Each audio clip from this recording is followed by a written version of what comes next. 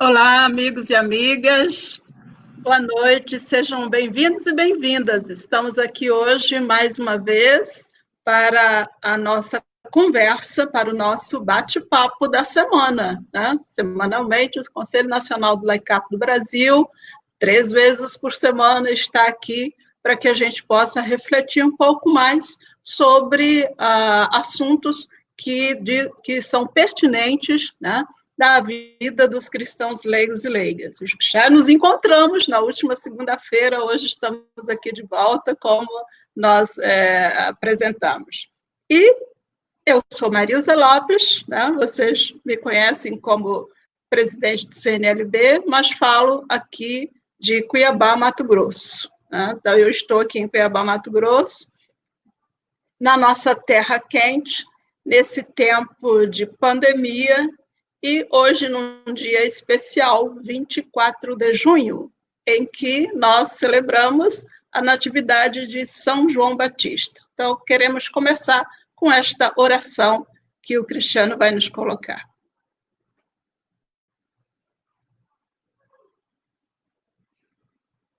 Bendito Deus de Israel, que seu povo visitou e deu-nos libertação, enviando um Salvador da casa do rei Davi, seu ungido servidor.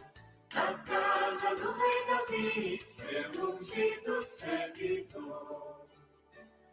Cumpriu a voz dos profetas, desde os tempos mais antigos, quis libertar o seu povo do poder dos inimigos, lembrando-se da aliança de Abraão e dos antigos. Lembrando-se da aliança de Abraão e dos antigos. Fez a seu povo a promessa de viver na liberdade, sem medos e sem pavores, dos que agem com maldade, e sempre a ele servir na justiça e santidade. E sempre a ele servir na justiça e santidade. Menino, serás profeta do Altíssimo Senhor, pra ir à frente apanhando os caminhos do Senhor, anunciando o perdão a um povo pecador. Anunciando o perdão a um povo pecador. É ele o Sol Oriente que nos veio visitar, da morte da escuridão, venha todos libertar. A nosso povo remido para as paz caminhar. A nosso povo remido para as paz caminhar.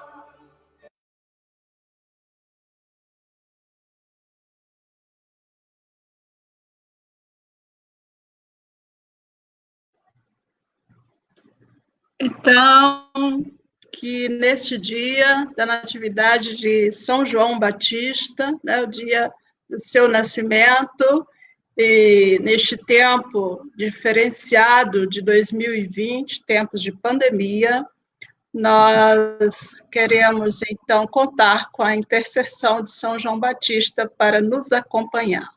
A proposta da conversa de hoje é um bate-papo com um amigo muito especial, né?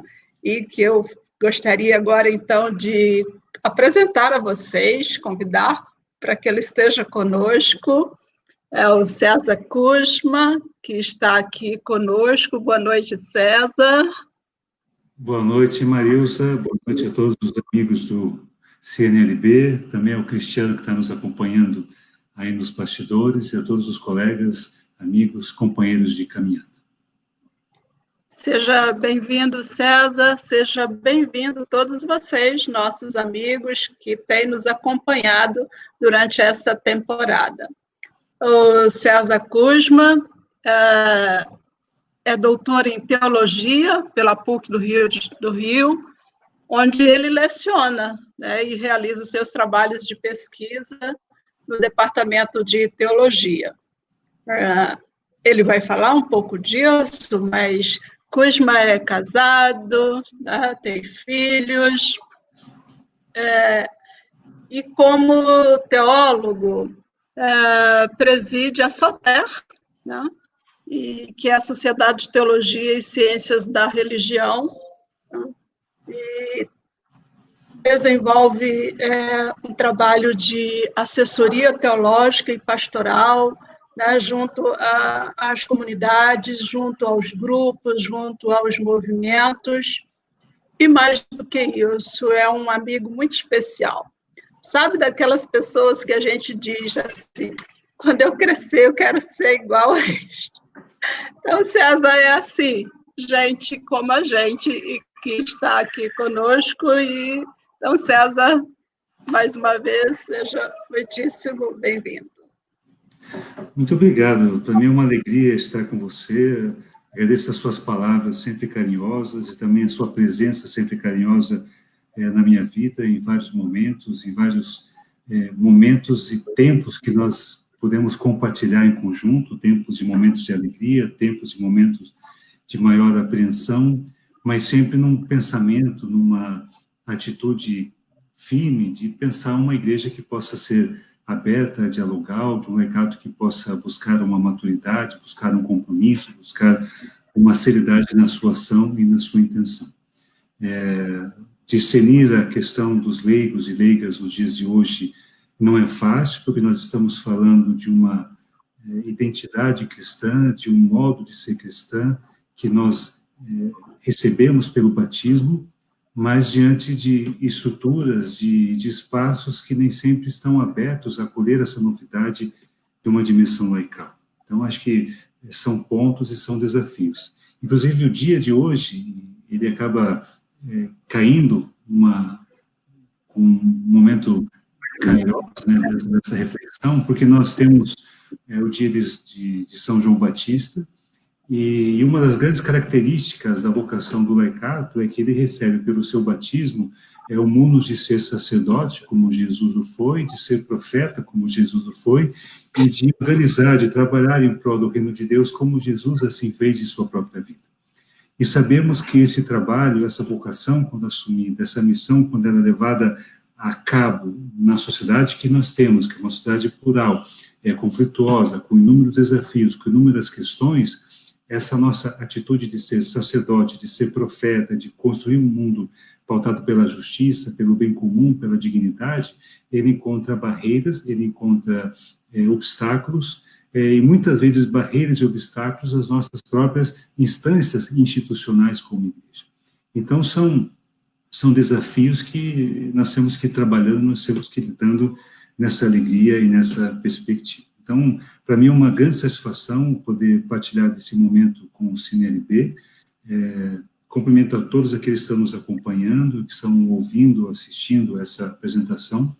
Não quero aqui ter nenhuma palavra única, quero apenas oferecer um primeiro momento, alguns minutos de uma provocação mais pastoral do que uma provocação teológica, mas que nos leve a pensar, a refletir, e que nos coloque hoje diante de questionamentos que nós estamos tendo por conta do momento atual, aquilo que nós estamos vivendo em nossa igreja, em nossa comunidade, aquilo que vivemos por conta da crise da pandemia em nossa sociedade, do quadro político, situações que não estão apenas colocadas dentro do nosso contexto, mas que elas extrapolam, são visíveis em outros contextos, em outras partes. Então, nos leva a buscar um entendimento de onde nós estamos e também um exercício e gesto solidário para aquelas outras pessoas que são em outros espaços, em outros locais, e que também esperam, que também buscam uma nova oportunidade e uma nova vida. O tema que foi pensado para esse momento e que foi colocado pelo CineLB é um tema que me alegra muito, e eu tenho trabalhado essa temática nos últimos anos, em alguns momentos até mesmo com o Conselho Nacional do Laicato, mas também tenho feito isso aqui na PUC, em pastorais e também em algumas cidades do Brasil, que é refletir uma relação que existe entre o pontificado do Papa Francisco e a nossa vocação como leigos e leigas. Que pontos são favoráveis e que alimentam a nossa caminhada de fé na história, e que pontos nós devemos parar e repensar, imaginar de uma outra maneira e de uma outra forma, né? Então, é algo que chama atenção e que vai sendo canalizado por aí nessa linha, nessa perspectiva. Eu dividi essa nossa conversa, esses minutos primeiros, em 4 pontos que eu gostaria de partilhar com vocês, e depois a Marilza vai colocando algumas outras questões, complementando, e outras pessoas podem participar e nós vamos reagindo. Mas eu coloquei 4 momentos que eu entendo que são fundamentais e que são importantes para que a gente possa situar o atual contexto da sociedade, da nossa vocação, do ser igreja, e aquilo que relaciona a nossa vocação e missão como leigos e aquilo que está diretamente ligado com o pontificado do Papa Francisco. O primeiro ponto que eu colocaria, e que acho necessário para nós que somos leigos e leigas, é de onde que nós estamos falando. Então, estamos falando como leigos, como leigas, como pessoas que estão ligadas em comunidades, em pastorais, ou não estão ligadas em pastorais ou comunidades, mas exerce a sua fé, exerce o seu modo de viver a sua fé no mundo onde se encontram, onde passam a ser sal e testemunho nessa sociedade. E cada vez mais, por conta também dos avanços que nós temos na área da sociologia, da filosofia e na nossa própria pastoral, uma pastoral encarnada, o ponto de onde nós estamos falando, o local de onde nós produzimos nosso discurso e as nossas intenções para a igreja, tem muito a dizer e fazem muita diferença. Então, esse seria um primeiro ponto que eu gostaria de falar brevemente com vocês. Um segundo ponto, eu vejo como uma necessidade, mas é uma necessidade que, ao mesmo tempo, traz uma frustração, porque eu penso que nós já deveríamos ter dado um passo além disso, mas passando já 54 anos do Concílio Vaticano II, 55, para ser mais exato, nós ainda temos que retornar a essa temática, que é a importância de se resgatar uma teologia para o laicado, uma teologia que foi produzida com um grande vigor dentro do Concílio Vaticano II, de 62 a 65, onde nós temos uma retomada, um favorecer de uma eclesiologia povo de Deus, que valoriza muito a nossa condição batismal e que faz e diz que nós todos somos igreja, e o modo como nós nos situamos na história do mundo marca o nosso papel, a nossa contribuição para a construção do reino de Deus. Então, nós temos uma nova percepção de igreja, a partir daquele momento do Concílio Vaticano II, uma igreja que é comunhão, uma igreja que é povo de Deus, e que passa a ser identificada, valorizada por aquilo que é comum a todos os fiéis, que é o sacramento do batismo. Um batismo que nos introduz na fé, que nos introduz no seio da comunidade, que nos dá a graça de sermos novas criaturas, novas pessoas, chamados a uma vida nova, mas que também nos traz compromissos e responsabilidades. E eu percebo que nós temos que voltar a falar sobre isso, porque parece que nós não temos clareza, nós não sabemos, ou não somos respeitados por esse momento, por essa etapa. Então, é necessário falar um pouquinho sobre esse assunto. Depois, eu acho que eu quero entrar na novidade que vem com o Papa Francisco.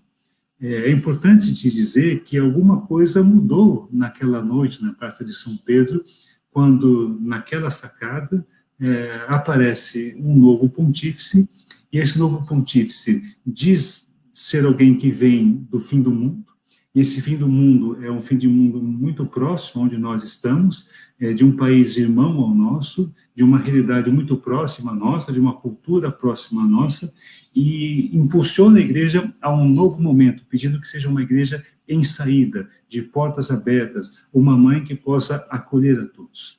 Então, é importante também entender onde está essa novidade que nós abraçamos, que nós acolhemos desse pontificado de Francisco, que já vai para 7 anos, com muitos avanços profundos e significativos, mas que ainda esbarra em uma estrutura de igreja ou em posições de igreja, visões da mesma, que não querem essa saída, que não querem essa novidade, que não querem sentir esse frescor do Evangelho. Então, e aí a gente acaba perdendo toda uma riqueza, uma profundidade que avança com a sua pessoa e com a sua própria estrutura. Vale lembrar que Francisco é o primeiro Papa fruto do Concílio Vaticano II. Então, isso é uma riqueza, é um Papa que nasce dessa nova visão de igreja mais dialogal, mais em contato com o mundo, mais em contato com a realidade, uma igreja que é povo de Deus e que, por ser povo de Deus, entende, assume que existe uma diversidade, uma pluralidade, e essa igreja caminha, e essa igreja tem uma missão de dialogar com o mundo. E além de Francisco, herdeiro dessa igreja que vem do Vaticano II, ele também é alguém que viveu a experiência das 4 conferências episcopais da América Latina, né, depois do concílio, que é de Medellín, Puebla, Santo Domingo e Aparecida, na qual ele, como cardeal de Buenos Aires, foi o responsável pela edição, pela produção do documento final que nós temos em mãos, onde nós somos chamados a ser discípulos e missionários, todos nós. Então, há uma novidade que se percebe ali, um novo modo de ser igreja que impacta a todos nós e também impacta aos leigos. E aí eu entraria num 4º momento da nossa reflexão, que é a relação que existe entre a relação que nós podemos encontrar entre o laicato e o Papa Francisco. Como que ele vê a nossa posição como leigos e como que nós podemos entender e acolher a sua abordagem e a sua posição. Então, são esses 4 pontos que eu queria falar com vocês brevemente. Eu começo, então, pelo primeiro, dizendo, basicamente, da onde nós estamos falando e da onde eu falo, eu, César, como leigo. Então, muitos de vocês que estão acompanhando já me conhecem, já estivemos em contato, já estivemos juntos, ou por trabalhos pastorais, ou por trabalhos acadêmicos. Eu sei que vários dos meus alunos estão participando, assistindo essa live, tanto ex-alunos de quando eu trabalhava em Curitiba, como alunos atuais do momento onde estou trabalhando agora, que é no Rio de Janeiro, na PUC do Rio.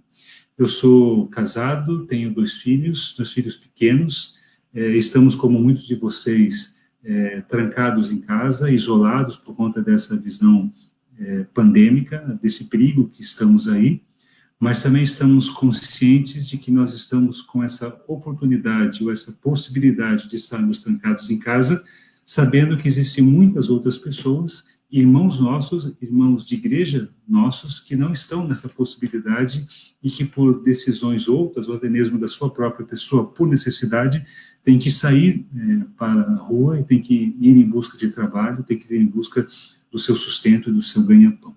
Então, é um pouco de onde nós estamos falando e gostaria de falar tendo essa clareza, então, do que somos, então, como leigos, o orgulho que sinto de viver e assumir essa vocação, já disse isso várias vezes, não saberia ser cristão diferente, e sou contente com essa proposta de ser leigo, sabendo que ela traz consequências e traz desafios que nós devemos enfrentar a cada momento. Ainda mais nós, leigos, que resolvemos ter um trabalho de argumentar essas novas questões eclesiais, essas novas questões pastorais, e mesmo uma reflexão mais teológica sobre o nosso papel dentro da igreja, sobre o papel da igreja enquanto instituição, e como que ela deve se comportar ou ser tratada em vista de um bem comum, em vista da sua construção do reino de Deus. Então, esse é o primeiro ponto que brevemente eu queria dizer, porque eu sinto que há uma diferença entre você falar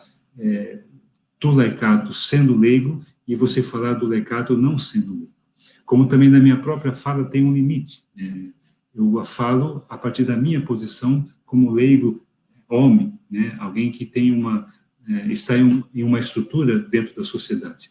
Mas é muito diferente quando essa fala vem de uma leiga mulher, porque sabemos que além de toda uma condição estrutural da sociedade que não valoriza a condição da mulher, também temos dentro do tecido eclesial estruturas ou espaços onde a presença da mulher, a colocação da mulher, a voz da mulher, ela não é ouvida e não é tratada com a mesma dignidade. Então, esse ponto da onde nós falamos, com quem falamos e para quem falamos, que tem sido colocado muito em voga na sociedade atual, sobretudo a sociedade brasileira, por conta dos desafios sociais e estruturais que temos, também tem que entrar como pauta e agenda do nosso discurso teológico, nosso discurso dentro da igreja, como cristãos, como leigos, como leigas, como sociedade em geral. Esse seria o primeiro ponto. O segundo ponto seria esse resgate da teologia do laicato que foi nos apresentada no Concílio Vaticano II. Temos 55 anos dessas definições, dessas conclusões, com muitos avanços no nosso modo de ser igreja, mas com espaços ou com dimensões que não parecem se dar conta de que o mundo caminhou, que a igreja caminhou e que ela atende a outras demandas. Então, antes do Concílio Vaticano II, nós tínhamos uma estrutura de igreja totalmente piramidal, onde se dava muito mais valor aos ministros ordenados, aos presbíteros, aos diáconos, que nem eram tantos naquele momento, mas aos bispos, ao Papa, que reinava com poder absoluto. E nós, leigos, éramos apenas aquele povo que pertencia ou frequentava uma comunidade, que participava, mas que não era ativo, que não era tão atuante nessa relação. A composição de igreja que é pensada dentro do Concílio Vaticano II, ela assume uma responsabilidade de dialogar com a nossa sociedade, entendendo que cada fiel, que cada homem e mulher que congrega na igreja, por estar presente no mundo, assume perante esse mundo, pela sua dimensão de fé, uma responsabilidade na construção de um reino, espaço de paz, de fraternidade, de comunhão, de amor, de esperança, de vida.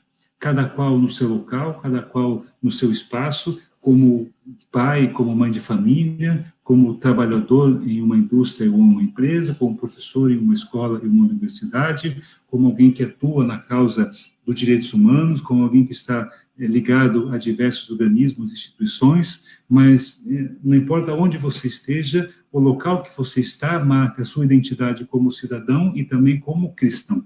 E você passa a exercer a sua função sendo sal da terra, sendo luz do mundo, sendo fermento para que o reino possa acontecer.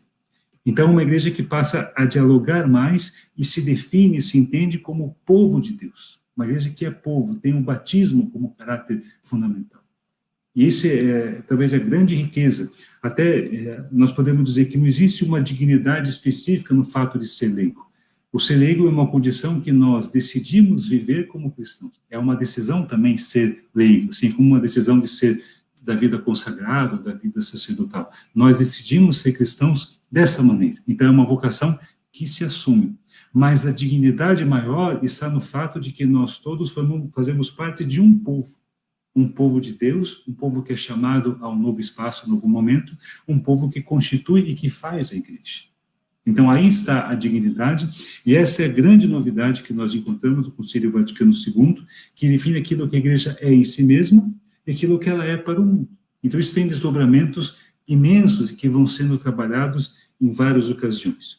O reflexo do Concílio Vaticano II traz para nós, especificamente aqui na América Latina, uma certa atualização dessas proposições, uma recepção dessa mensagem, e nós acabamos construindo isso pelas conferências de Medellín, em 68, pela conferência de Puebla, em 79, no México, pela conferência de Santo Domingo, em 92, onde se enfatizou muito o leigo como protagonista, né, até exigindo aí espaços e estruturas de formação para o laicato, coisas que até então não se tinha ou não se dava tanta importância a partir dali.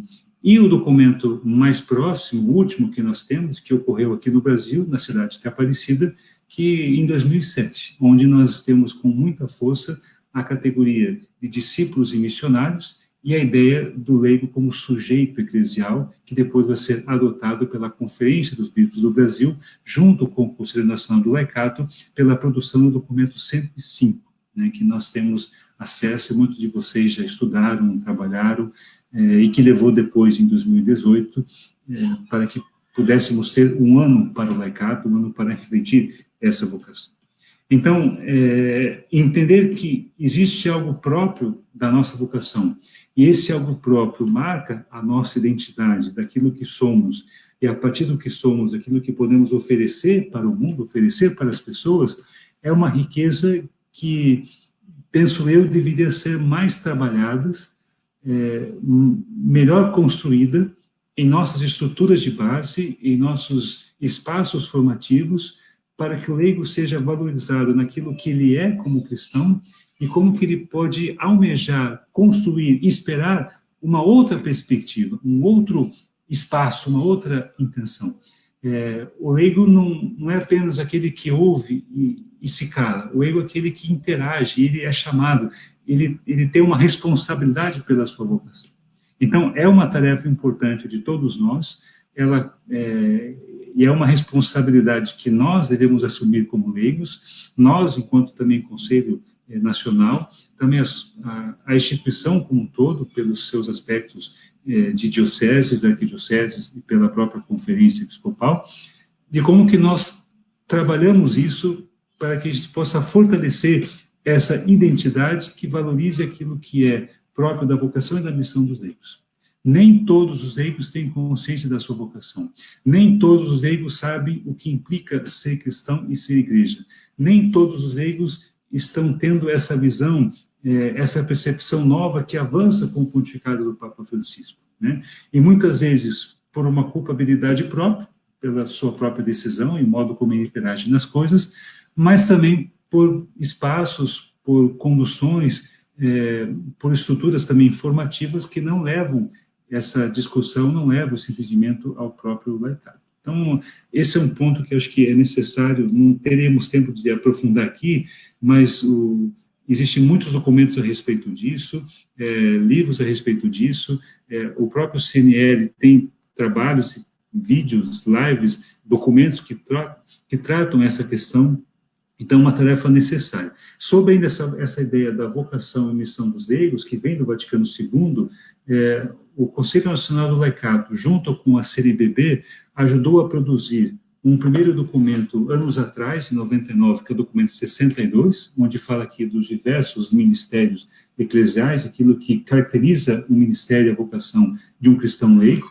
E, por último, em 2015, o documento 105, né, que depois levou a celebração e o trabalho do Ano do Laicato, onde aqui nós trabalhamos com muita força a categoria do sujeito. Então, nós resgatamos aqui toda a ideia do Concílio Vaticano II e dessa teologia do laicato que nos coloca nessa posição, resgatamos toda a riqueza do magistério da América Latina, sobretudo dessas 4 últimas conferências, em especial de Aparecida, resgatamos a novidade que vem do Papa Francisco, sobretudo pelo seu documento inaugural, que é o documento Evangelii Gaudium, de 2013, a Alegria do Evangelho, que convida a igreja a uma nova etapa evangelizadora, a uma renovação que ele diz ser inadiável e a uma conversão pastoral de toda a igreja, de toda a sua estrutura. É um repensar, é um novo modo de agir e pensar a igreja. Então, o documento 105, que foi produzido pela CNBB e também em parceria com o CNLB, ele traz essa dimensão e ele nos oferece essa riqueza, essa valiosa configuração daquilo que nós somos como leigos e leigas na igreja no mundo. E esse seria, então, esse segundo ponto. O terceiro ponto que eu queria comentar com vocês, rapidamente, é essa novidade que vem do Papa Francisco, a partir de 2013, com a renúncia do Papa Bento XVI e a eleição, pela primeira vez na história, de um Papa latino-americano. E a riqueza que nós temos aí, uma riqueza alegre, que não é apenas o fato de ser um Papa latino-americano, mas um Papa latino-americano enriquecido com experiência, com formação teórica e em atitude daquilo que foi a Igreja da América Latina, né? Naquilo que foi produzido pelas conferências episcopais, pela teologia que aqui se fez, tendo muita clareza numa igreja que faz opção pelos pobres e que tem a coragem de denunciar todas as injustiças políticas, humanas e sociais que nós estamos aí.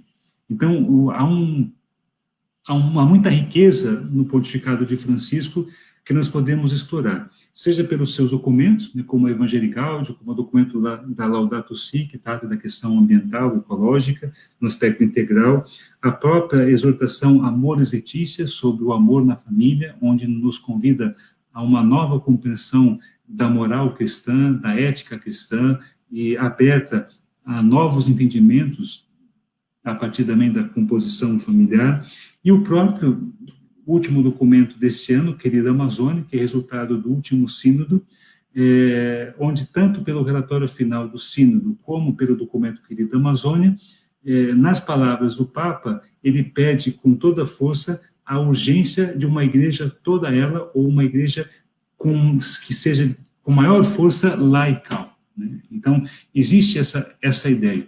E nunca na história nós tivemos um Papa que fizesse tanta crítica, com muita força e propriedade, de estruturas de poder que se perpetuam na igreja, impedindo que a igreja possa cumprir o seu papel, possa cumprir a sua missão e possa levar que outros possam crescer na sua dimensão vocacional.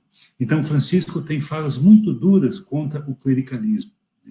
É um pecado, ele chega a dizer que é uma enfermidade, é uma doença que atinge tanto clérigos como também leigos, quando se troca um projeto de evangelização, de serviço e de missão para um projeto de poder. Então, Francisco é muito duro com relação à ideia do clericalismo e oferece uma alternativa ao clericalismo, que é a chamada de uma igreja sinodal, uma igreja que possa caminhar em pé de igualdade. Então, nós somos uma igreja que é povo de Deus, nós somos uma comunidade que é orientada pelo mesmo Espírito que guiou Jesus e que tomamos uma decisão de caminhar juntos, né? Existem funções que são específicas de cada vocação, existem responsabilidades que são assumidas, mas essas funções e responsabilidades alimentadas pelos dons e carismas próprios são colocados para serviço da comunidade, para a edificação da mesma e para a evangelização, para a missão, jamais para ter uma prática de domínio sobre o outro. E no documento da Evangelii Gaudium, no número 111, se vocês quiserem marcar para ler e olhar depois, Francisco resgata toda uma teologia do Concílio Vaticano II e diz, nesse número, que a igreja é mais do que uma estrutura orgânica e hierárquica. Ela é um povo que peregrina para Deus. Então, a igreja não é apenas uma estrutura física que eu posso encontrá-la e eu posso defini-la. Ela é um povo que responde a um chamado e que caminha na direção desse chamado. Tem um único guia, que é Cristo, e que, impulsionado pela fé, alimentado pela esperança, caminha e se direciona a essa posição e a essa relação. Isso nos leva, nesse momento final, em poucas palavras, falar sobre a relação que existe, que pode existir, sobre o laicato e sobre o próprio Francisco, como que ele se interage, como que ele se encontra. E a primeira pergunta a se fazer é como que Francisco vê os leigos, né? De que maneira ele, como bispo de Roma, ele como papa, ele que já foi padre jesuíta, ele que já foi bispo de Buenos Aires, como que ele vê o laicato, né? E nós temos elementos ditos pelas suas próprias, em seus próprios discursos e cartas, que Francisco espera do laicato, um laicato que tenha mais maturidade. Se nós olharmos os seus documentos principais, eu pego a Evangelii Gaudium, eu pego a Laudato Si, eu pego a Amoris Laetitia, ele vai dizer na sua introdução que não é dever do Papa e não é dever da Igreja, enquanto instituição, dizer todas as coisas, mas é um papel de cada cristão, na localidade onde ele se encontra, discernir os sinais dos tempos e, em comunhão com a sua comunidade, buscar o melhor caminho, buscar o melhor passo que deve ser dado naquele momento ali. Então, não cabe na ideia de Francisco um laicato totalmente passivo, mas ele quer um laicato ativo, que responda, que assuma a sua vocação. E se pegamos aquilo que foi colocado no Concílio Vaticano II, há 55 anos atrás, e Francisco resgata essa teologia, a função do leigo é no mundo, a função do leigo é na história, a função do leigo é na educação, é na política, é na sociedade, que também carece de transformação, onde você pode colocar, você pode semear, você pode trazer os sinais do reino, que são justiça, que é amor e que é paz. Então, Francisco quer um laicato com mais maturidade, com mais seriedade nessa situação. E é um elemento fundamental que a gente pode explorar a partir disso, porque em 2016 ele escreve uma carta ao cardeal canadense Mark Willett, que naquele momento era responsável pela América Latina, e é uma carta que nós, como o Conselho do Laicato, trabalhamos muito, e também o próprio Celan trabalhou por 1 ano e meio essa carta, onde Francisco fala da grande riqueza que é o laicato na América Latina, né? E a grande contribuição que o laicato trouxe para a conquista da democracia, para a conquista de direitos civis, para a conquista de direitos humanos, em espaços de liberdade, de resistência, de esperança, mas que existem situações que são delicadas. E ele fala que há 50 anos falava da hora dos leigos, no Concílio Vaticano II, e agora, passados 50 anos, parece que essa hora ainda não chegou, porque nós temos ainda uma grande parcela dos leigos e leigas que vivem numa situação de passividade. E por que existe essa passividade? Aí Francisco acusa dois males, dois problemas. O primeiro problema vem de uma culpabilidade do próprio leigo. Ele decidiu não ser protagonista, ele quer ter apenas uma dimensão religiosa na qual ele possa frequentar, receber os seus sacramentos e ter uma vida religiosa social, e isso lhe basta. Isso é um ponto. E o segundo ponto, ele vai falar por culpa do clericalismo, que cria uma estrutura de poder que não permite que o leigo possa desenvolver e crescer na sua própria vocação. Então, se nós não mudarmos essa dinâmica de poder, essa questão do clericalismo, nós não teremos um ressurgimento, um renascimento do laicato. É onde ele vai tocar com bastante força e vai tentar provocar, nos chamar a uma questão da sinodalidade, uma questão de rever as nossas próprias estruturas e sabendo até que ponto essas estruturas estão a serviço do Evangelho, a serviço de uma edificação da igreja, ou para uma autorreferencialidade, alguma coisa que não coopera, que não colabora nessa dimensão do mundo. E aí ele vai falar muito da hora e da vez dos leigos, e aí nós pegamos isso, trazendo para aquilo que é uma característica da igreja, da ideia da igreja do Papa Francisco, que é um laicato em saída. Se ele fala de uma igreja em saída, também vamos falar de um laicato em saída. Leigos e leigas que saiam, que vão às ruas, que vão às casas, que assumam a sua missão, que tenham um protagonismo e que ofereçam à igreja um novo modo de ser, de estar, de se fazer presente a partir dali. Eu acho que esse momento agora que estamos passando pela pandemia, que faz florescer inúmeras desigualdades sociais, políticas, e também nos questiona no modo como somos igreja, essa ideia de Francisco é fundamental. Então, como que eu posso agora ser igreja, sendo que a igreja, enquanto estrutura física, não me está mais possível? Então, como que eu sou igreja na minha casa, como que eu sou igreja com a minha família, com os meus filhos, com a minha esposa, como que eu sou igreja no exercício da responsabilidade em relação ao outro, como que eu sou igreja no exercício da solidariedade em relação ao outro, no exemplo, na atitude, também no aspecto de civilidade, porque nós também somos chamados a assumir responsabilidades públicas, né? Porque eu estou isolado por conta de uma pandemia, mas não estou isolado dos problemas que estão no mundo. Decisões estão sendo tomadas e devemos estar atentos a essas realidades e a essas questões comuns.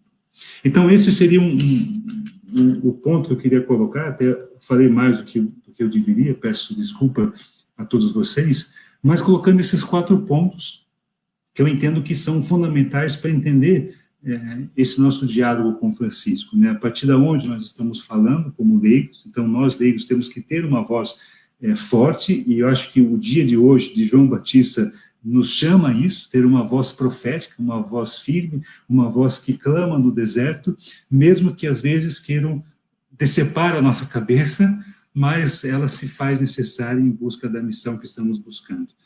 Aí toda a ideia da teologia do laicato, a teologia do batismo, que é uma necessidade, que é uma urgência, essa novidade que encontramos com o Papa Francisco, nós já vamos para 7 anos de pontificado, 7 anos, e muito daquilo que ele tem proposto à igreja não tem ressoado das nossas vozes.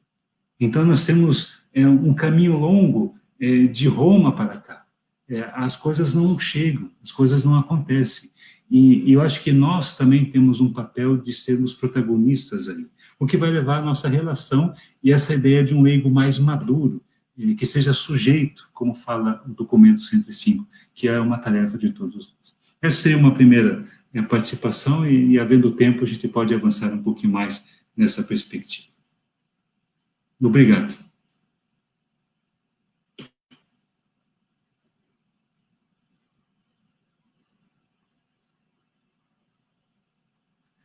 Acho que você tem que abrir o seu microfone, Marilsa.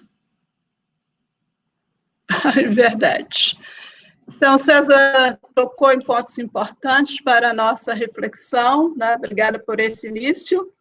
E as reações são extremamente positivas, as pessoas gostaram muito desses pontos iniciais que você colocou, né? Muita gente assistindo, comentando, e além dos comentários, então, eu não vou dizer o nome de todo mundo que está aqui, minha gente, então eu quero agradecer para todos que nos desejaram boa noite, agradecer a todas as saudações, as pessoas dizendo que beleza, que maravilha, muita gente mandando saudação específica para o Kuzma, né? E dizendo de momentos que você já esteve junto com eles, né? Então, queria lembrar um comentário do Rinaldo lá de Limeira, ele diz assim: César, foi para a gente uma revolução de ternura e protagonismo. Agradeço, eu lembro. Foi acho que eu fui 2 vezes em Limeira. Uma vez ainda não era o Papa Francisco, e uma vez era o Papa Francisco, e acabei construindo uma amizade com algumas pessoas ali. Tem um carinho muito grande. Isso. Muita gente dizendo, então, dessa alegria em participar. Tem algumas questões que foram aparecendo e que eu acho que talvez a gente possa aqui juntar algumas questões. O Leandro Cury, ele pergunta de que maneira os cristãos, né, batizadas e batizados, podem contribuir para o novo normal neste tempo de pandemia. Acho que, já que, Leandro, já que você falou dos batizados e das batizadas, deixa eu perguntar, minha gente, você que está aí do outro lado, hoje é dia de São João Batista, né? Com o Batista nós aprendemos esse fervor do batismo que nos vem das águas. Nós gostamos de comemorar o nosso aniversário. Você que está aí nos acompanhando, sabe o dia do seu batismo? Que dia que você foi batizado? Porque César nos trouxe, né, rapidamente essa dimensão, né, da teologia do batismo, né, onde nós participamos da mesma missão de Cristo, né, daí vem a nossa identidade, a nossa vocação laical, de sermos reconhecidos como parte do povo de Deus, como sacerdotes, profetas e reis. A gente costuma dizer a nossa identidade, sacerdotisas, profetisas e rainhas, né? Então, quando a gente pensa, você falava também nessa questão da mulher, como que a mulher olha a questão do laicato, né? Às vezes os textos também, a gente precisa assumir um pouco essa dimensão, de sermos sacerdotes, profetas e reis, mas colocar isto também no feminino, de sermos sacerdotisas, profetisas e rainhas, né? Então, tem essa questão do Leandro sobre essa dimensão do batismo, como ser, na verdade, nesse tempo de pandemia. A Aparecida Alves, eu diria que a maioria dos leigos não tem noção de sua responsabilidade como cristãos batizados, que tem a missão de levar o reino de Deus a toda criatura. Vamos começar, então, com esses 2 pontos de reflexão apontados pelos nossos companheiros. Então, obrigado das questões, um abraço ao Leandro e à Aparecida. A questão eu acho que o momento da pandemia, ele tem nos questionado enquanto sociedade, enquanto humanidade, e muitas pessoas estão esperando um retorno àquela normalidade, entre aspas, que julgávamos ter. Mas essa pandemia, ela colocou em xeque o modelo que nós temos de sociedade e o modo como nós nos concebemos como humanos nessa sociedade. Eu diria que se passado essa pandemia, que ainda vai demorar alguns meses, mais, talvez quase um ano, e nós quisermos voltar àquele modelo, àquela composição de relação, nós não aprendemos nada com essa crise, com essa história. É claro que nós estamos sofrendo com isso, existe toda uma consequência da pandemia, ela não é apenas por conta sanitária, por conta da saúde, ela impacta nos nossos empregos, no nosso trabalho, nas nossas relações, no nosso ir e vir, mas, ao mesmo tempo, ela nos proporciona novos encontros, novos laços, novas experiências, até mesmo um momento como esse, de você interagir e perceber as coisas de um outro modo, de um outro jeito. E eu acho que nós, como leigos, nós, como igreja, temos uma responsabilidade. Então, o que significa ser igreja hoje, a partir dessa pandemia? Será que ser igreja é apenas você ficar visualizando todas as celebrações, os cultos e programações religiosas em nível litúrgico, sacramental, para que você mantenha uma rotina? Acho que não. Isso é importante, alimenta a fé e o viver de muitas pessoas, mas nós somos chamados a exercer a nossa fé de outras maneiras e de outras formas, né? Na questão da solidariedade, na questão da responsabilidade para com o outro. É uma característica hoje. Então, hoje ficou bem evidente para nós que aquilo que você faz, além de colocar em risco o outro, pode matar o outro, né? Pelo modo como você interage, como que você atua. Então, o modo como os cristãos contribuem para um novo normal é chamando a sociedade a ter essa consciência, a pensar sobre isso, a interagir sobre essa situação. Percebemos que, daquele modo, não se pode mais viver. Isso mostra toda a atualidade daquilo que nós temos na encíclica Laudato Si, do Papa Francisco, que nos questiona, que nos convida a uma casa comum. Então, estamos numa mesma casa, estamos abrigados nela e temos responsabilidades para ela. Nós somos cuidados, mas também somos cuidadores. Somos zelados, mas também somos zeladores. Poderia até pegar 2 passagens bíblicas, ou até mais, mas que nos dizem respeito a isso. Esse momento pandêmico questiona a nossa humanidade e sociedade e traz à tona aquela primeira pergunta do ser humano no início da criação, né? Por acaso eu sou responsável pela vida do meu irmão? É a pergunta que Caim faz. Eu diria que sim. Nós somos responsáveis pela vida do nosso irmão. O que leva à própria pergunta do Evangelho depois de Jesus. Quem é o meu próximo? Então, quem são os próximos que hoje chamam a nossa presença ou a nossa manifestação, nosso exercício de solidariedade? Se nós partirmos daí, eu acho que nós estaríamos contribuindo para uma melhora, para um outro momento, para uma outra ou uma nova terra, né, como uma antecipação até dessa vida futura que nós somos chamados a ter pela construção do reino. E aí é o que diz justamente a Aparecida. Então, os cristãos não têm consciência, alguns cristãos, muitos cristãos leigos, mas não somente os leigos, também os outros não têm.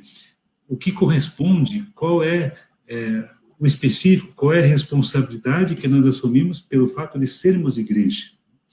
E diante de situações como essa, que são reais, que são concretas, é onde nós podemos exercer o nosso modo de ser igreja. Poxa, o documento do concílio fala, a função do leigo é a história, é o mundo onde ele vive. E o mundo que nós estamos vivendo hoje nos chama a uma nova etapa, a novas atitudes, a novos comportamentos, a novas práticas de vida, que vão produzir espaços de vida. Então, é dessa maneira que nós somos cristãos. É dessa maneira que nós interagimos na sociedade e na história. Todo o resto também é importante e alimenta e sustenta, garante a nossa fé, a nossa vivência de fé, mas não se faz suficiente se não se produzir um fruto, se não levar a um compromisso, a uma responsabilidade, a uma integração com essa dinâmica social. Isso que você coloca vai de encontro com o que a Irislaine Marques retoma no comentário dela, que é a questão do sujeito eclesial. Então, ela diz assim: se ver e atuar como sujeito eclesial, eis um desafio do compromisso cristão de uma parcela do laicato, a compreensão da missão. Na mesma linha, tem outras questões que também foram colocadas. A Solange Rodrigues pergunta em que medida o sínodo sobre a sinodalidade convocado pelo Papa Francisco poderá contribuir para a tomada da consciência de nossa vocação e missão como leigos e leigas sujeitos da igreja. Então, parece que a questão do sujeito é algo que está aí inquietando e talvez seja interessante fazer uma retomada a partir das duas questões que as companheiras nos colocam.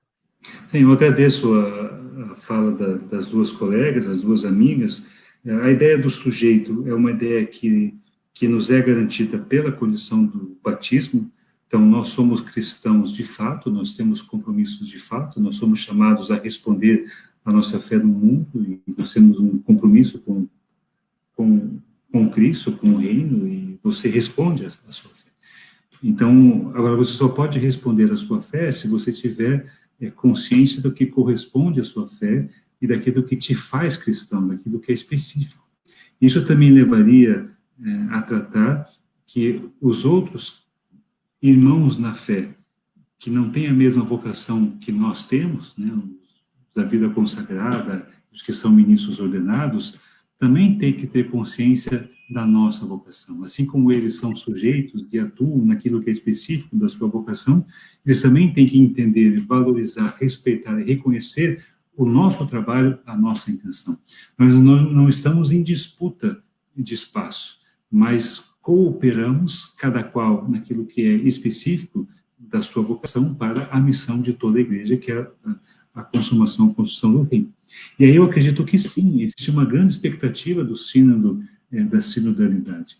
O Papa já tem falado isso há muito tempo. Essa é uma característica da igreja do Concílio Vaticano II, que não tinha sido levado até então, naquele momento. A única coisa que havia avançado era o sínodo dos bispos, para discutir temáticas que tocam a sociedade e que impactam a missão da igreja.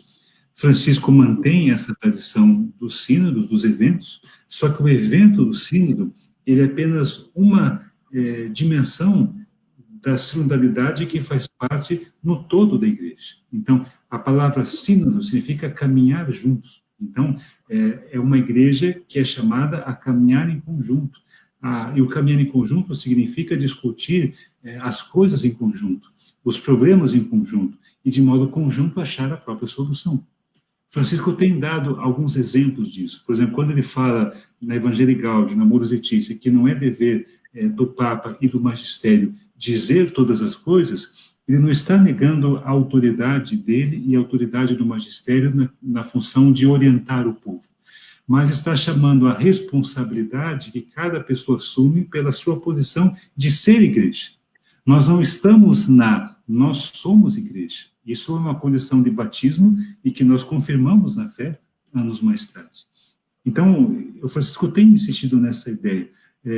Se nós pegarmos os últimos sínodos, se pegar desde o sínodo da família, que foi o primeiro de Francisco, até o último, que foi agora da Amazônia, ele tem mudado a composição também do evento sinodal. Então, é um evento na qual quem tem direito a voz e a voto são os bispos, porque é uma questão colegial, mas a participação de mulheres, a participação de membros, irmãos de outras denominações cristãs, de muitos presbíteros, de muitos leigos como assessores. Então, essa ideia de ouvir realidades, de ouvir o que as comunidades falam a respeito disso, dando liberdade de questionamento, de você até mesmo questionar questões que já estão bem colocadas e bem postas.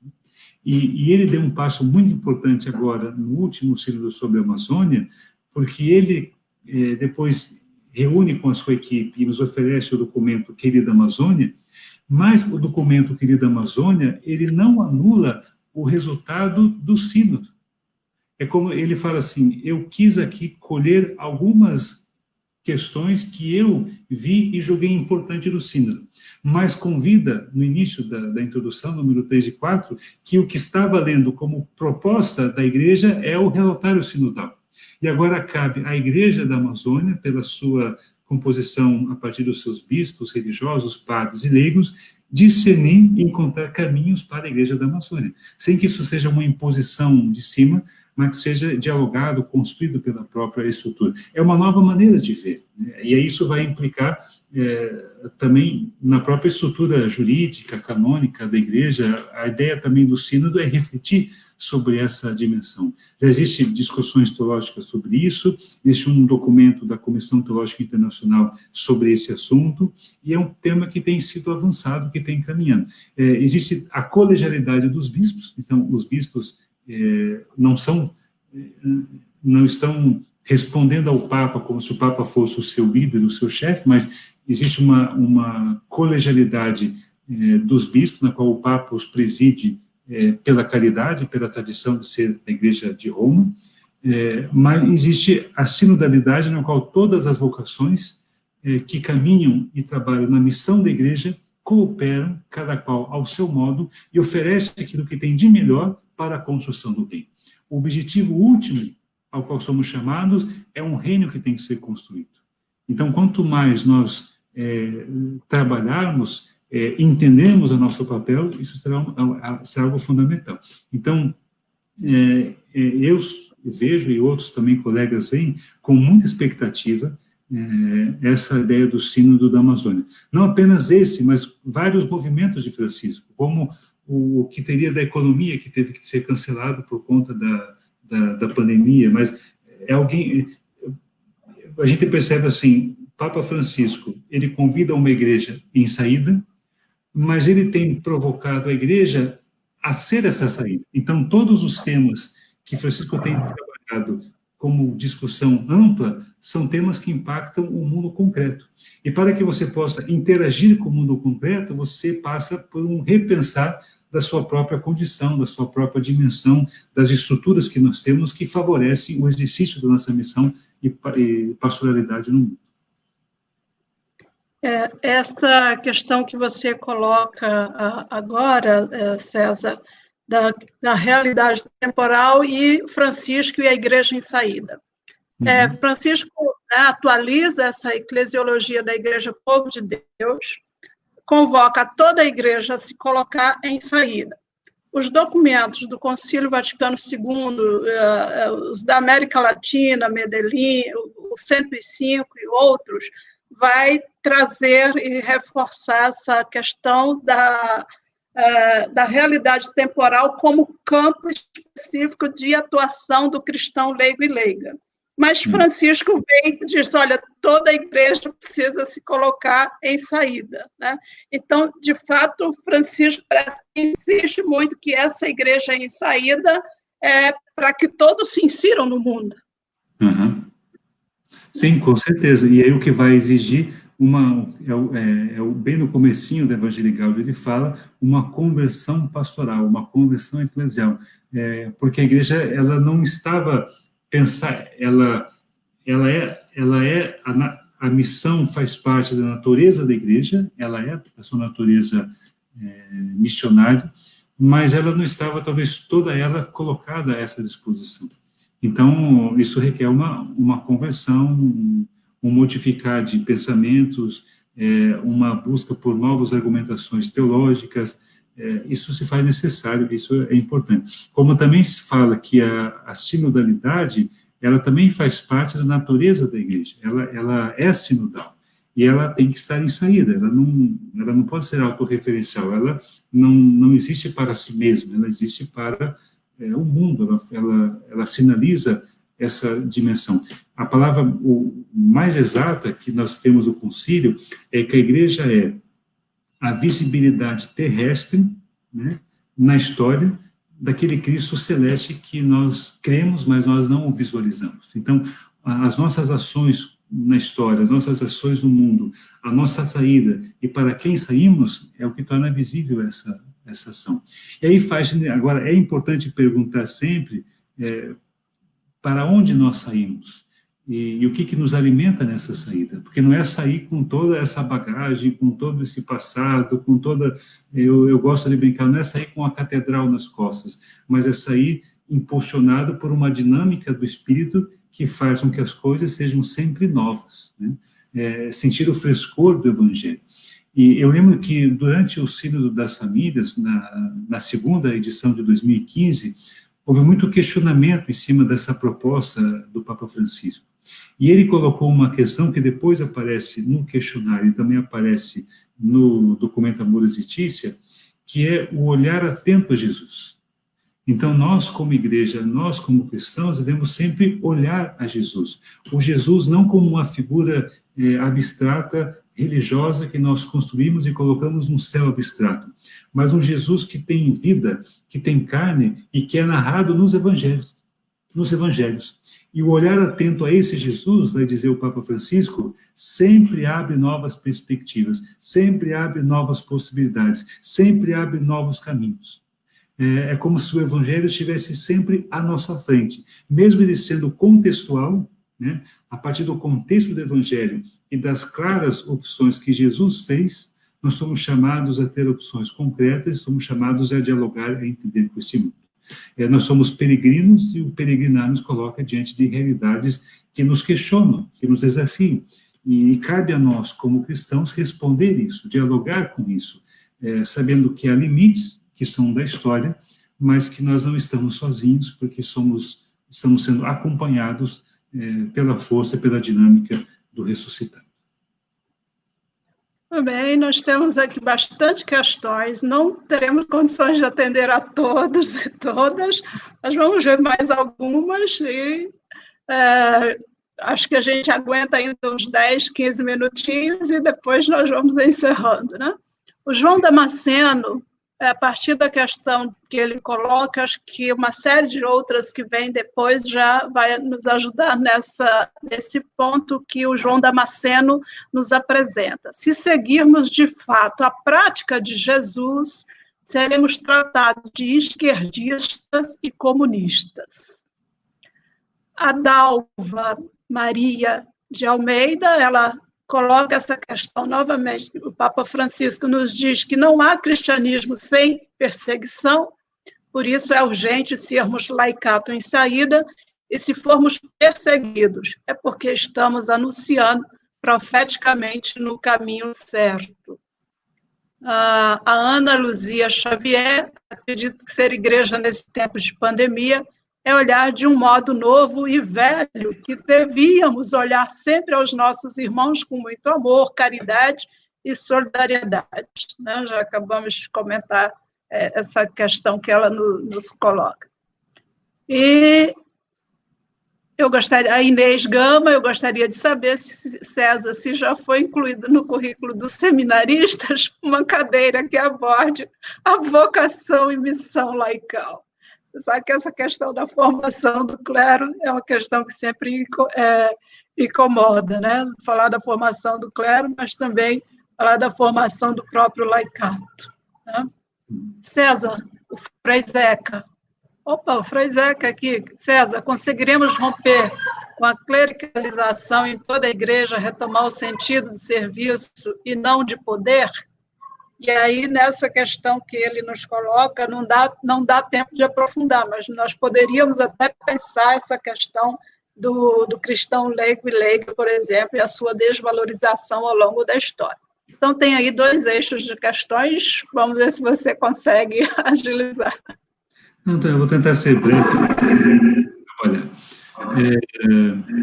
essa questão que é levantada pelo João Damasceno, ela é muito recorrente, sobretudo no atual contexto que nós estamos vivendo, onde existe muita tensão, muita divisão, nós temos uma crise social, uma crise política, e as pessoas são taxadas de serem isso, serem aquilo, por atitudes que cooperam. É claro que nós temos posicionamentos políticos que são ligados a uma frente, a uma linha, a uma tendência. Isso é natural do modo como a sociedade se constrói e do como que ela entende a sua responsabilidade para aquilo que é público.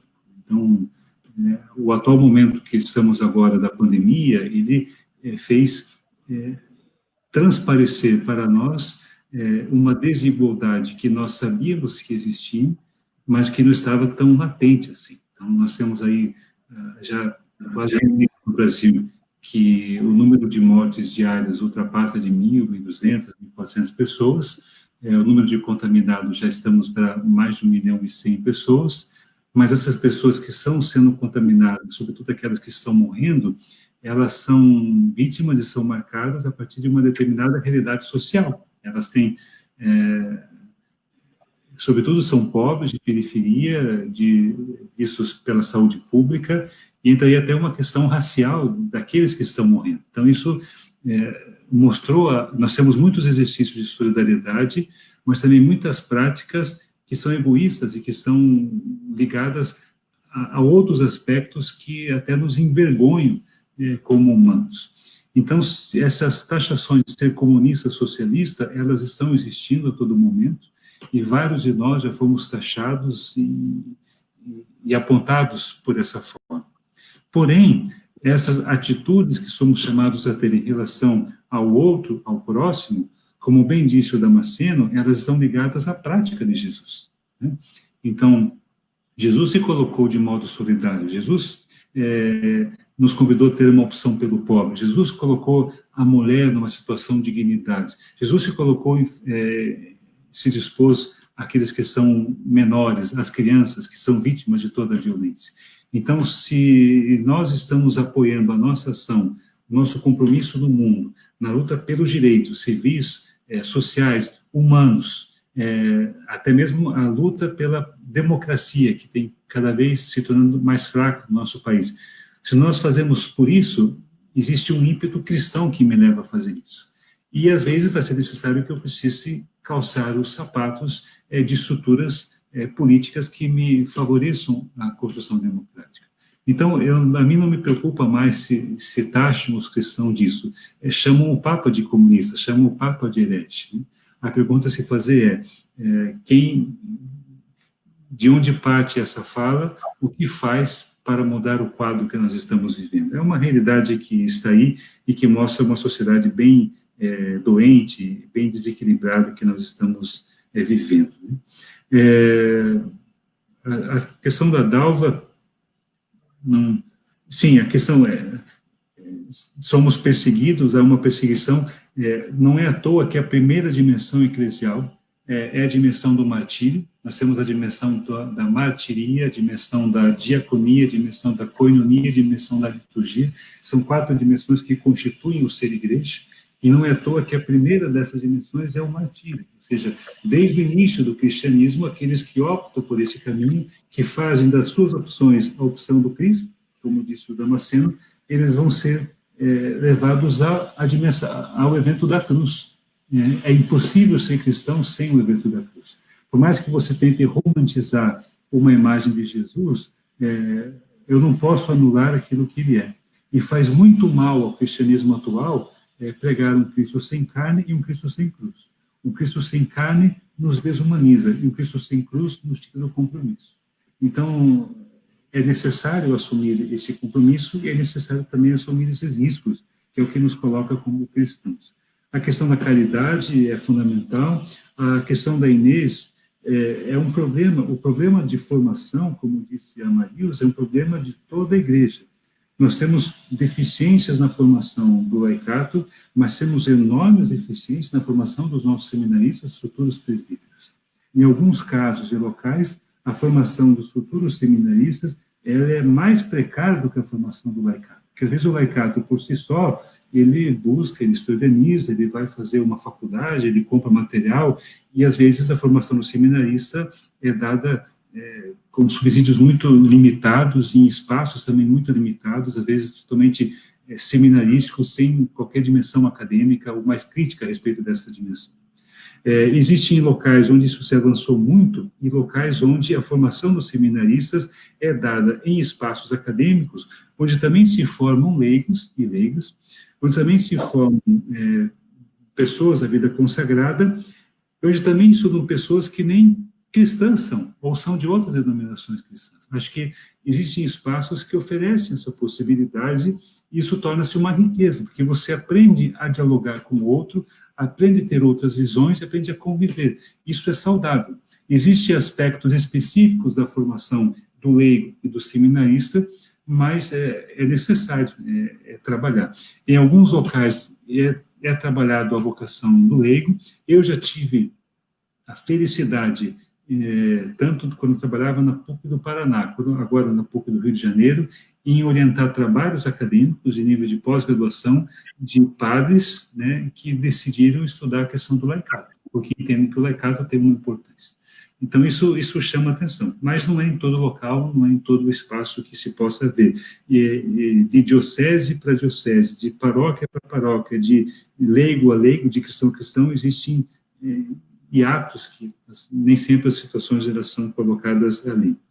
A ideia do clericalismo, que o Frei Zeca nos coloca, é um problema grave que se coloca ali.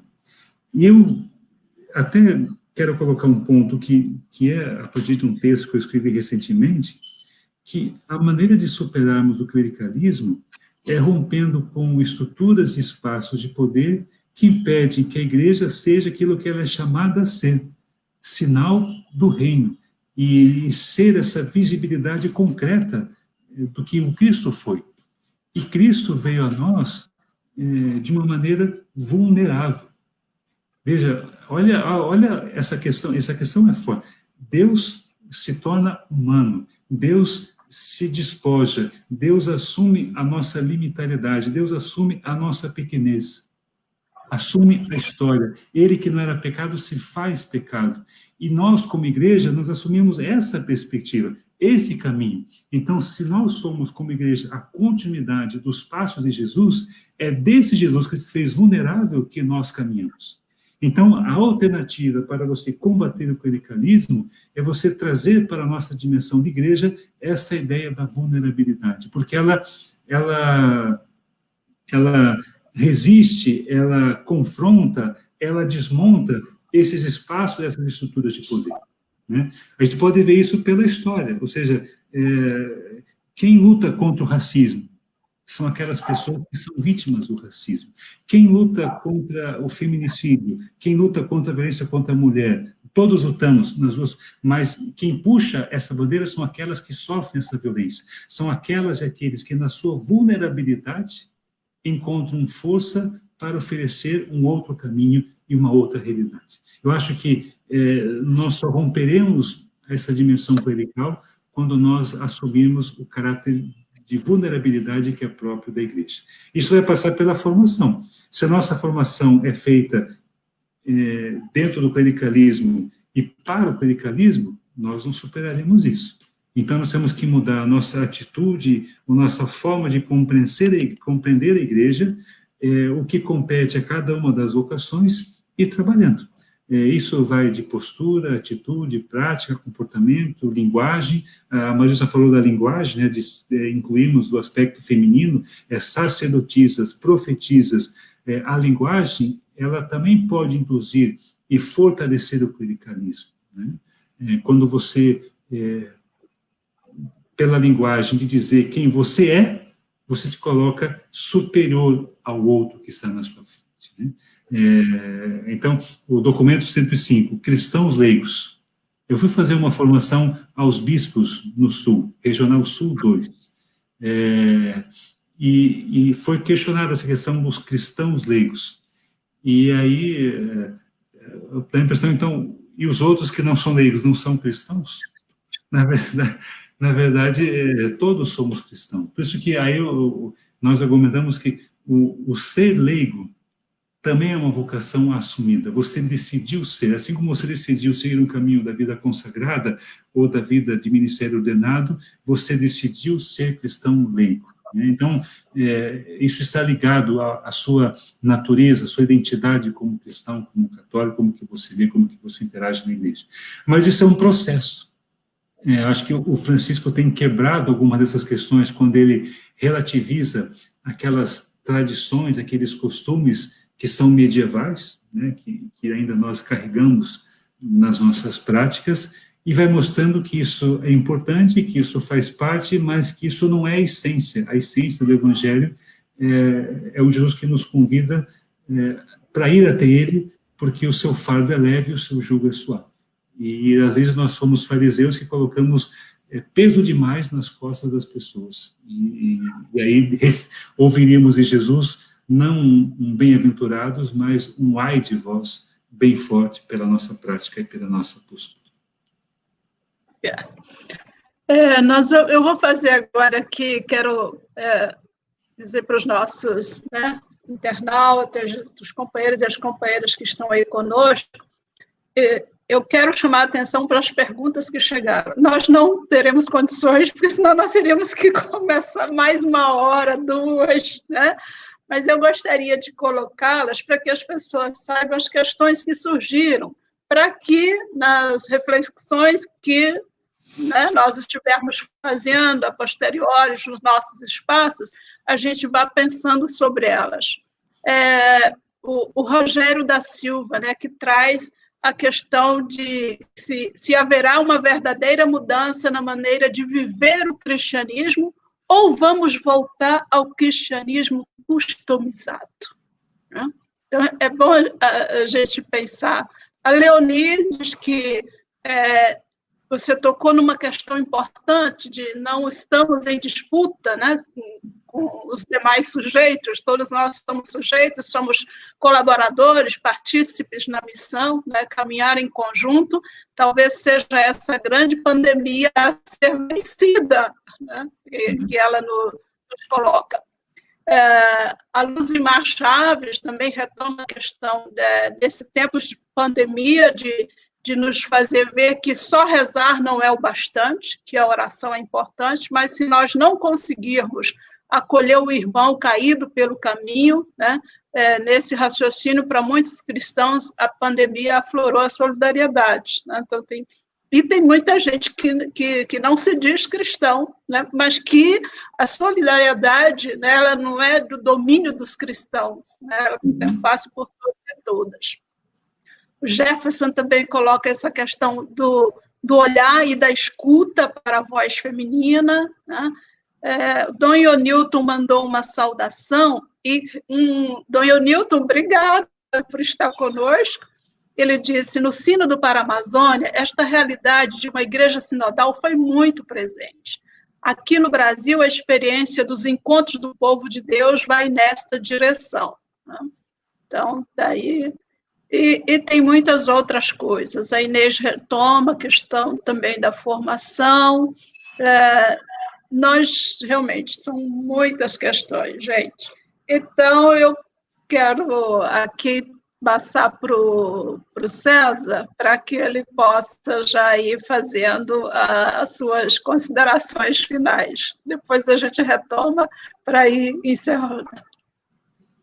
Bom, eu agradeço a todas as colocações, a fala, quero agradecer a Marilza, agradecer também a presidência do CNLB, a Sônia, que deve estar nos acompanhando, os colegas que estão trabalhando nessa estruturação, acho que os que estão ouvindo, sejam vocês leigos, leigas, sacerdotes, devemos ter também alguns bispos assistindo e nos ouvindo nesse momento.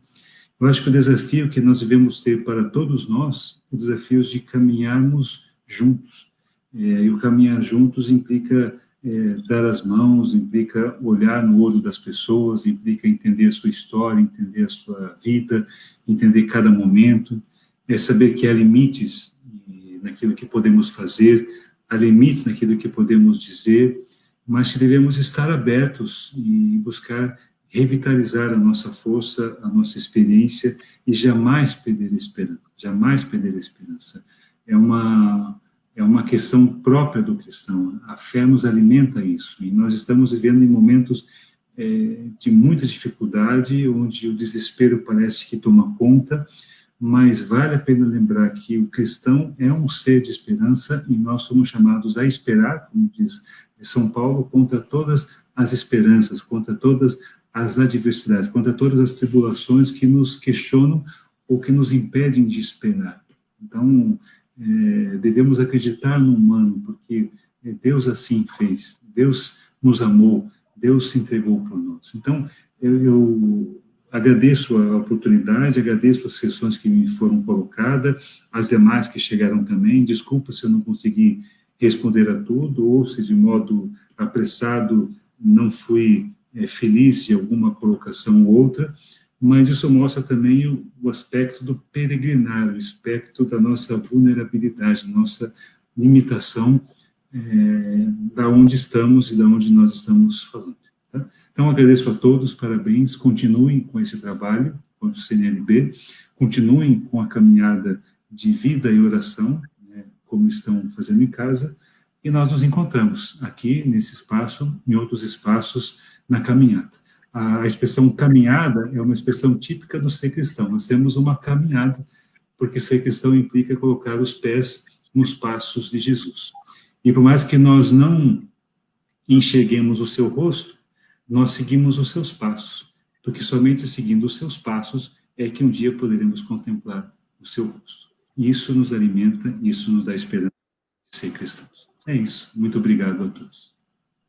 Amém, que assim seja. Bom, já tem pedidos N's aqui. César precisa voltar.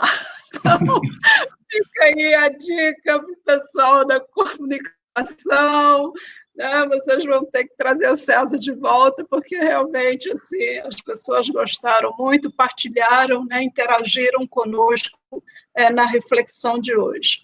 Eu gostaria, então, de agradecer também ao Conselho Nacional do Laicado do Brasil, a toda a presidência, né, a Comissão de Comunicação, hoje na pessoa de Cristiano e de Patrícia, que fez as articulações conosco para que nós pudéssemos ter esse encontro.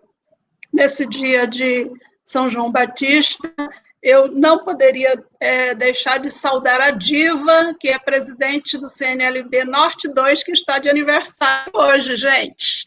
Olha que luxo, no dia de São João Batista, a Diva, nossa companheira de aniversário. E eu gostaria de recomendar um livro aos nossos companheiros e companheiras. Olha, gente, dê uma olhadinha de quem que é. Leigos e Leigas, Força e Esperança da Igreja no Mundo, justamente de César Kuzma, né? E muitas das reflexões que ele fez aqui conosco estão pautadas nesse texto, né? Então, faço essa recomendação para que as pessoas aprofundem, né, a reflexão que nós aqui colocamos hoje, né? César, foi um prazer estar contigo, tá? Meu abraço para a Larissa, para as crianças, né? Um beijo no coração deles e delas, e dizer que nós seguimos juntos a nossa caminhada, como homens e mulheres, né? Que estamos aqui no segmento de Jesus para que esse reino se concretize hoje, aqui e agora.